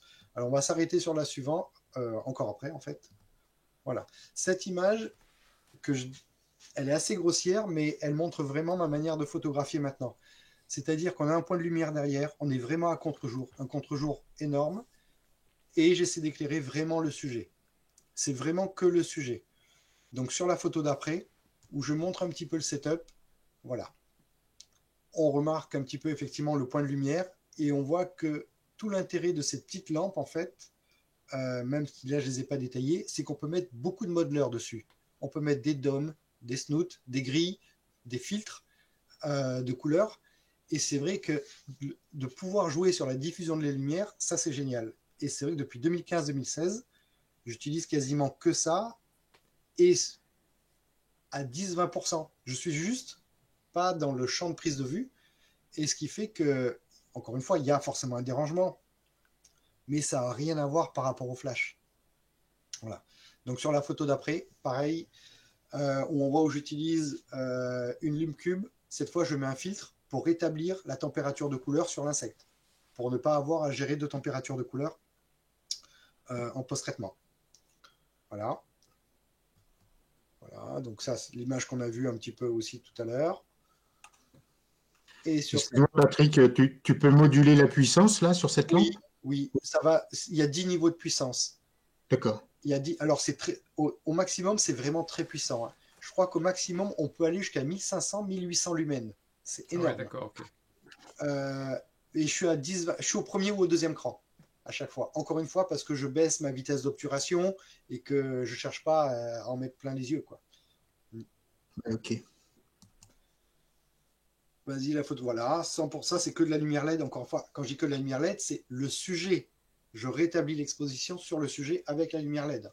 J'ai pas dit que toute la scène lumineuse était que de la lumière LED. Voilà, on continue. Voilà, ça c'est une menthe Lorraine. Voilà. Je continue toujours à tester après sur la photo suivante, voilà, les petits appareils ou les petits accessoires qu'on m'envoie. Là, c'est la marque Laiwa qui m'a envoyé le cul en graine, je crois, et que j'ai beaucoup aimé parce que les flexibles vont quasiment jusqu'à 60-65 cm devant, et donc ça permet de faire on va dire de la proxy un peu avec le flash sur l'appareil, quoi. Voilà, donc voilà, toujours pareil, où je documente, etc. La photo d'après, voilà, ça c'est une parution que j'ai eue aussi dans Le Monde. Une fois, ah non, il y avait une deuxième photo de fleurs, celle d'après, voilà, il y a une deuxième photo de fleurs. Ouais, il y a un insecte dessus quelque part. Comment? Il y a un insecte en dessous. Oui, ouais, mais bon, il est quand même très discret, quoi. Il est quand même très discret. Sonneur à ventre jaune. Là, voilà, on est en Lorraine, hein. Là, il y a des rainettes également en Lorraine. Alors, c'est pas la méridionale sur la photo d'après. Voilà. Voilà. Les champignons. Voilà, ça, c'est c'est très commun. Voilà. Une photo que j'avais prise avec, vous connaissez peut-être un certain René Rouillet. Je sais pas, c'est un photographe lorrain. Petite rainette, enfin rainette, non, grenouille verte. Et puis, mine de rien, là, on arrive à un cycle entre vie professionnelle, vie photo, etc., où je change de boulot. Donc, sur la slide d'après, voilà, je passe plus ou moins de la grande distribution, après m'être reconverti en ayant repris le chemin de l'école. J'arrive dans mon nouveau poste, où je suis responsable digital d'une grande coopérative pharmaceutique. Et là, on est en 2019. Donc, tout se passe bien, voilà. On va dire, je fais mon petit trou là-bas. En 2019, comme mon rythme a changé, j'entrevois de faire une candidature pour une exposition. Je candidate au festival photo de Montier pour ma première exposition et je suis pris. Donc, c'est ma première fois où j'expose mon travail, donc sur les menthes et les empuses, forcément. Je commençais par celle-là. Donc voilà, première exposition, Montier-en-Der, la salle Berker, pour ceux qui. Ou Bercher. Je sais qu'à chaque fois on m'a repris, donc Berker ou Bercher, ça dépend. Donc voilà, mon premier Montier, ma première aventure, on va dire, dans le monde de l'exposition. Et tout allait continuer là-dessus, sauf qu'il y a eu le Covid. Et donc pendant 3 ans, comme je vous ai dit, je suis dans l'univers pharmaceutique. Donc pas mal de boulot pendant ces 2 années de Covid. Et c'est quand il a fallu revenir après à une vie, on va dire, pas plus posée, mais peut-être moins sédentaire, que j'ai lâché mon boulot de responsable et que je suis arrivé à mon compte. Donc c'est la slide d'après, où on voit que là, maintenant, je suis devant mon bureau, voilà, qui était dans ma chambre, et je me suis mis à essayer de faire un premier livre sur la macro-proxy. Donc, premier livre, où pareil, où on apprend, etc. On apprend les logiciels, InDesign, etc. Pour promouvoir son livre, je me balade également dans la forêt, c'est la photo suivante, où je m'enregistre, etc. J'imaginais pas qu'il y avait autant de moustiques en Lorraine, c'est une horreur. J'ai voulu enregistrer mon petit teasing vidéo, j'y suis allé 3 fois. Un coup, les moustiques, c'était infernal. Un coup, j'ai choisi d'y aller le mercredi, c'était les jours du centre aéré. Enfin, c'était un truc de fou. Et donc, mine de rien, voilà, je fais tout ce qu'il y a à faire. Et puis sur la photo d'après, ben, on voit les palettes qui sont arrivées de livres. Mon premier livre photo pratique sur la macro proxy. Voilà, qui plaît beaucoup. Qui a maintenant été même traduit en 4 langues, qui est diffusé dans plusieurs pays. Donc ça, c'est une petite fierté. Donc, j'ai découvert effectivement les métiers de l'édition, mais j'ai découvert également sur la photo d'après, comme on peut le voir, comment faire plein de colis, combien de scotch on a besoin suivant le nombre de colis, tout ce genre de petites statistiques dont on n'a pas imaginé. Ben voilà. Donc là, tel que vous voyez, c'est ce qu'il y a eu. Il y a eu plusieurs voyages, etc. Dépassé un peu par les événements, mais c'est un nouveau métier qu'on apprend quelque part, nouvelles activités. Voilà. Et comme j'ai bien aimé cette activité, mine de rien, ben, j'ai renchaîné sur un deuxième livre, un livre collectif avec 25 personnes. Donc, gérer beaucoup d'humains, gérer la maquette du livre, etc. Mais beaucoup d'humains et gérer également toutes les rémunérations, les droits de cession, le côté réglementaire, l'avocat, tout ça. Donc, ça a passé quelques mois assez sympathiques où il a fallu gérer les visios, etc. J'ai beaucoup aimé, j'ai beaucoup appris. J'ai beaucoup appris. D'ailleurs, l'idée, c'était également au départ de vendre le projet et puis après d'essayer de faire adhérer ce projet à un maximum de personnes. Et c'est sur la slide d'après, quand on a fait le financement participatif, que le projet a été validé. Donc, c'est-à-dire, c'est parti, quoi. Donc, le projet a plu, les exemplaires sont bien partis. Et c'est vrai que sont plus partis ou ont mieux marché que ce qu'on pensait. Et très vite, on s'est dit, pourquoi pas si on faisait une exposition. Et c'est pour ça qu'on a voté plus ou moins à l'unanimité qu'on allait en faire une exposition et qu'on allait proposer cette exposition au Festival de Montier. Donc pour l'année 2023. Donc là, le livre est sorti. Donc voilà, ça c'est la presse offset, etc. Le livre est sorti. Donc voilà, les palettes de livres chez l'imprimeur. Rebelote, hein, les colis. Les colis, cette fois par contre... il a fallu gérer les problèmes à la poste, parce que l'envoi des colis, c'était en décembre. Et en décembre, en fait, je le referai plus jamais. Je le referai plus jamais. Parce que qui a une assurance ou pas d'assurance, en fait, elle s'en fout, la poste. Hein. Donc voilà, donc tout est bien parti. Et puis, c'est vrai que sur la slide d'après, ça y est, l'exposition, 25 images, une image par photographe, installée au Hara. Pour ceux qui connaissent Montier, c'est quand même un super emplacement. Et c'est vrai qu'il y avait quasiment 80 mètres carrés, quasiment 50 mètres linéaires. Donc il a fallu occuper tout ça avec des dédicaces de la part des photographes. Sur les 25 photographes, il y en avait 17 qui se sont rendus disponibles pour venir en fait partager un petit peu tout l'événement, quoi. Donc dans ce livre, il y a 2 pages de signature, enfin de dédicaces. Et c'est vrai que le jeu, pour beaucoup de visiteurs, c'était d'avoir un maximum de dédicaces. On a même fait un tampon spécial Montier. Voilà. Voilà. Donc, une fois que cette exposition est partie à Montier, l'année d'après, l'exposition a été vue dans plusieurs autres festivals que vous connaissez certainement. Avèche, Chabeuil, Photobrac. Voilà. Donc, il n'y a pas forcément toujours 15 ou 17 personnes, mais quelquefois, il y a plusieurs fois des photographes qui viennent m'aider à tenir l'exposition. C'est pas mal de temps, pas mal de trajets. Et comme effectivement, j'ai été privé pas mal des expositions et des festivals pendant tout ce temps où j'étais en grande distribution et dans l'univers pharmaceutique, sur 2023-2024, c'est à peu près 35 expositions partout en France. Au moins 20 000 kilomètres pour exposer mon travail personnel et inspiration. Voilà. Et c'est vrai que j'ai enfin rencontré des personnes, amis Facebook, que je connaissais ou j'échangeais depuis 10-12 ans. Et c'est grâce aux expositions que j'ai vraiment pu rencontrer physiquement, on va dire, toutes ces personnes partout en France. Et c'est vrai que j'y ai pris goût, tout simplement, quoi. Voilà. Donc, c'est une activité vraiment à part entière, hein, maintenant, clairement, l'exposition. Voilà. Donc, tu peux passer à la suivante. Et là, donc, je vous ai parlé de l'activité éditoriale, je vous ai parlé des expositions, le côté, mine de rien, photo. J'ai une autre activité. Je ne fais pas de stage, je ne fais pas de formation, hormis celle d'Ampara. Néanmoins, je suis photographe packshot pour certaines marques.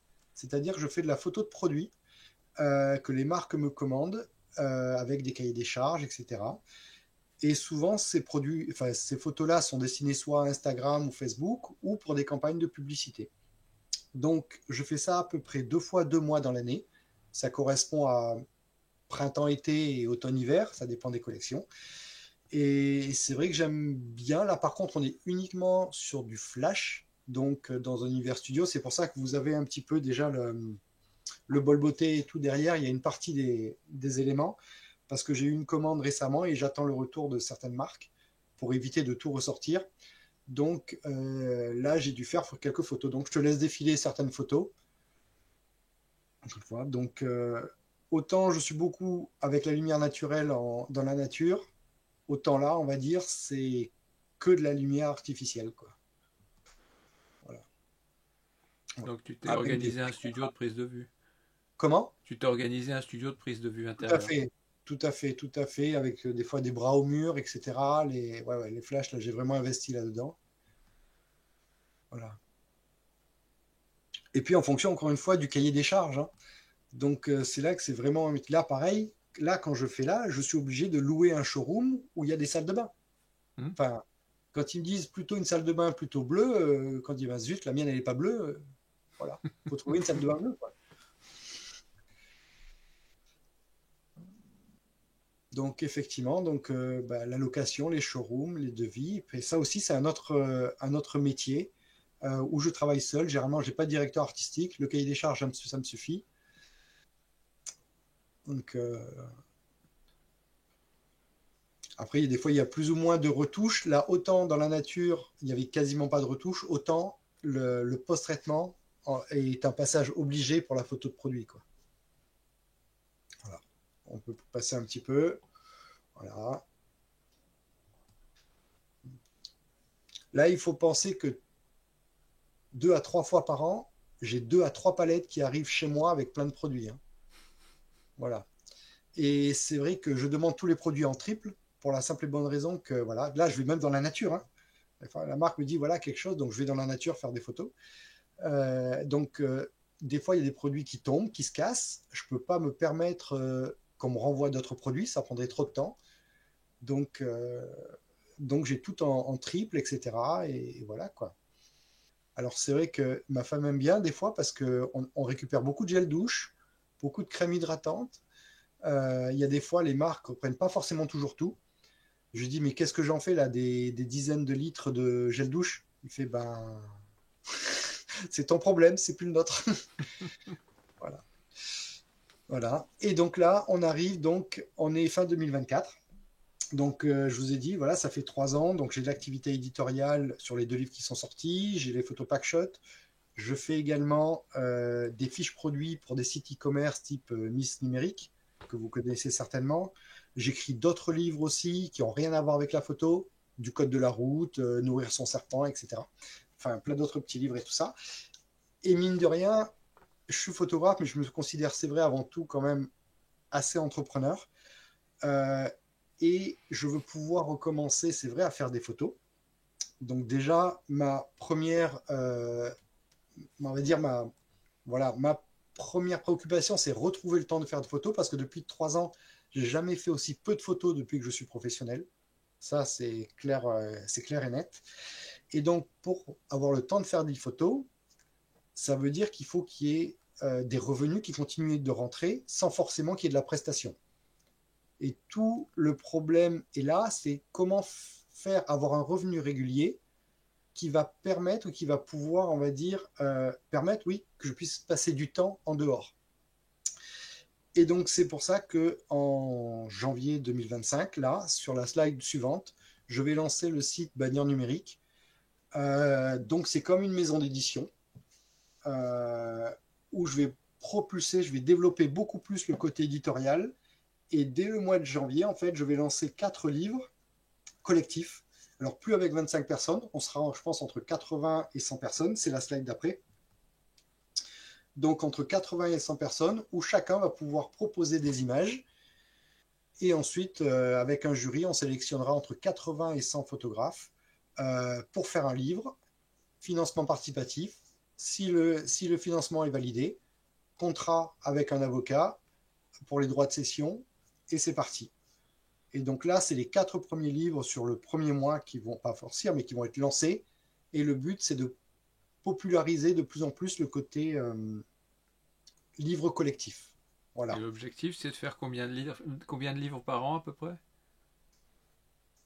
J'espère sur cette série-là être entre 4 et 8 livres par an. D'accord. Ça veut dire également gérer, on va dire, 300, 400 photographes. Tout le côté réglementaire, etc. Voilà. C'est ce que je suis actuellement en train de mettre en place. Et c'est vrai que jusqu'à quelques minutes avant que je me connecte, j'étais encore en train de faire des tests au niveau des différentes passerelles informatiques pour essayer d'automatiser des tas de choses, quoi. Et avec ça, tu penses que tu auras encore le temps de faire de l'image? Ben, là, le but, encore une fois, là, je suis tout seul. Mon but, c'est pas de rester tout seul. D'accord. C'est vraiment pas de rester tout seul. C'est d'atteindre un certain niveau de revenu pour que je puisse embaucher quelqu'un et que je puisse vraiment après me consacrer beaucoup plus à tout ce qui apporte de la valeur ajoutée. Parce qu'il y a des tas de choses quand on est tout seul qu'on fait qui sont loin d'être excitantes. Quand Absolument. on fait sa comptabilité, quand on... Voilà. Donc le but, c'est vraiment de se consacrer un maximum après à ce pour quoi on est bon et laisser quelqu'un d'autre qui sera payé pour le faire, mais voilà, qui va pouvoir faire ça. Mais pour ça, il faut atteindre un certain palier et pour l'instant, je ne suis pas encore. Donc ça va me permettre cette, on va dire, pas cette activité, mais va permettre ça également. Ouais. Voilà. Mais donc toujours pour rester dans l'édition, effectivement, donc je suis en train de faire une formation e-learning sur l'auto-édition, parce que mine de rien, encore une fois, comme pour la photo nature, quand on prend en photo des insectes ou des spécimens, on s'informe, on est curieux.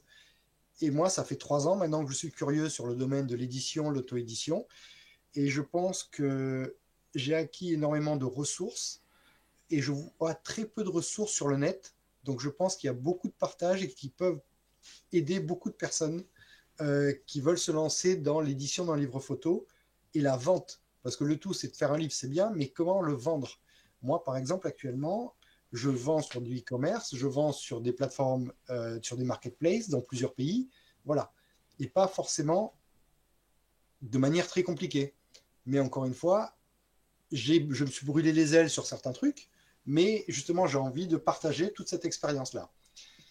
Et également toute l'expérience que j'ai vécue en tant qu'exposant, pareil, un livre marketing pour les photographes pour essayer de rentabiliser un peu leur exposition, c'est-à-dire se faire plaisir en exposition, partager, échanger, mais en même temps avoir un retour également, ne pas être trop à perte, parce que je vois quand même beaucoup de photographes qui se font plaisir en faisant des expositions, c'est un fait, mais qui tirent la langue.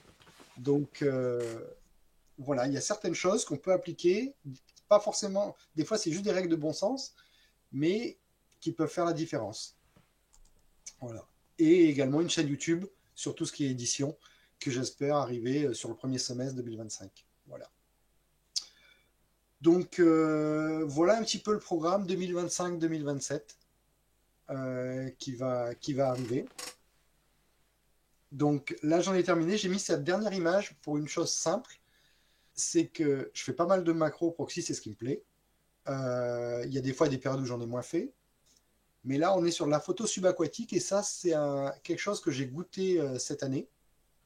Et c'est vrai que ça me plairait vraiment d'en faire un peu plus. Ouais.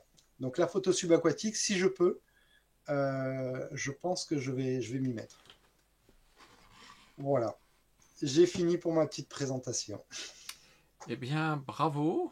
C'était fort instructif et fort sympathique, fort joli. On a dépassé au niveau du temps. Hein. C'est pas grave. On dépense tout le temps. De toute façon, c'est pas nouveau. Merci, c'était très intéressant. Oui, merci beaucoup. Et j'aime beaucoup ton univers de macro. Moi, ça me Si parle, vous ça. avez des questions à poser à Patrick, c'est le moment ou jamais.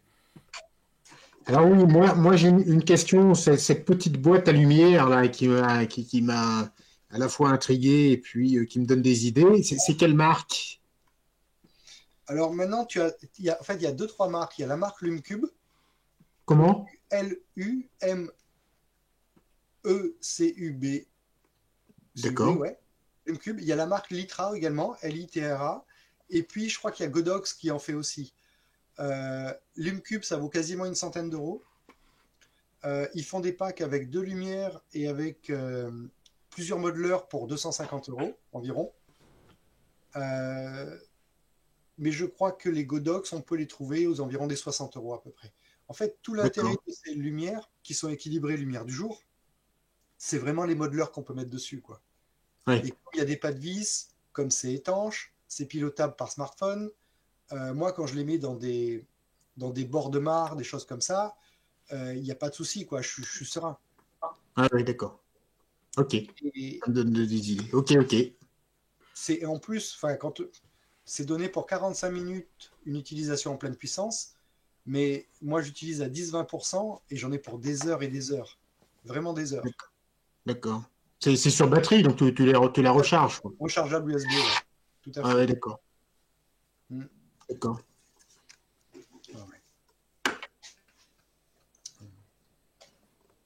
D'autres questions? Oh, magnifique, merci. Voilà. Je peux partager uniquement. J'ai vu l'exposition, j'ai vu dans ta conférence quand tu étais à Namur. Alors, j'ai adoré toutes ces choses-là. Et je suis très content que tu aies monté les questions.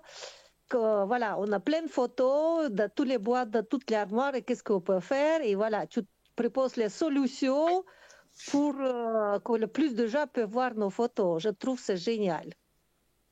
Après, voilà, je me suis creusé la tête sur comment monter les choses aussi pour que ça soit rentable.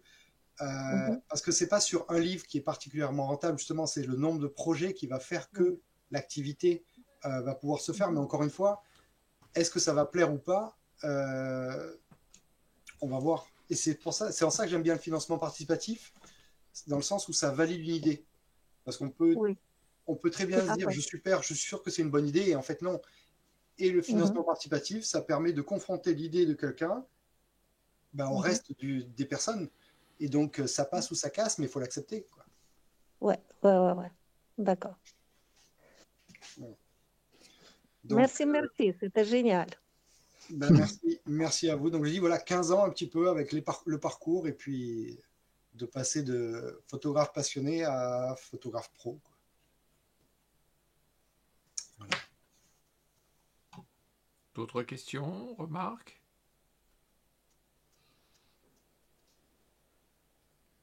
C'est rare qu'il soit sans voix après. Ça veut dire que c'était très bien documenté, c'est parfait. Mais c'est pas les explications ont été bonnes tout au long de la soirée, c'est pour ça. On a mis plein de points levés, de cœur, de bravo. Donc, du coup, on est sans voix maintenant. C'était magnifique. C'est vrai que c'est pas un style. J'ai jamais fait même de présentation, on va dire, que de mon parcours en 1 heure, 1 heure et demie, choisir des photos. C'est pour ça qu'au départ, j'avais envoyé un premier jeu de photos et je me dis, mais en fait, non, c'est que ça manquait un peu de consistance, ça faisait fade, en fait, ça manquait de relief. Écoute, c'était très bien fait, c'était parfait là. Bon. Bien, si plus personne n'a de questions à poser, on va encore te remercier. Tu peux rester avec nous, bien sûr.